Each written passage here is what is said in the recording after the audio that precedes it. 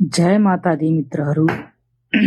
आज ब्रह्माण्डबाट के मेसेज हामीलाई देखाइरहेछ हामी जान्नेछौँ।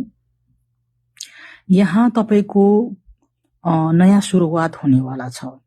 नयाँ कामको अप्लाई गरिराख्नु भएको छ, त्यसमा सक्सेस हुने चाहन्छ। नयाँ बिजनेस, नयाँ रिलेशनशिप, विशेष गरी यहाँ पर काम और प्रोजेक्टलाई लिएर चाहिँ यहाँ एकदम राम्रो अपर्च्युनिटी छ।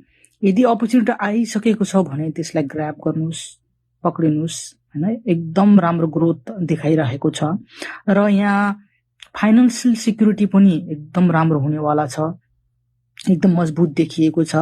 र यो अवस्थामा तपाई आफ्नो फाइनान्सको लिएर पनि एकदम सोचमा हुनुहुन्छ।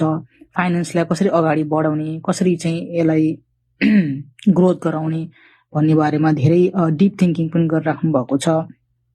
र यहाँ मेसेज विशेष गरी तपाईको के आइरहेको छ भन्दाखेरि आफ्नो स्किल्स, आफ्नो ट्यालेन्ट, आफूले के काममा तपाईको राम्रो स्किल्स छ, राम्रो एक्सपिरियन्स छ, त्यही कामलाई चाहिँ अगाडि बढायो भने चाहिँ तपाईलाई एकदम सक्सेस हुनेछ भनेर यहाँ यस्तो देखाइरहेको छ।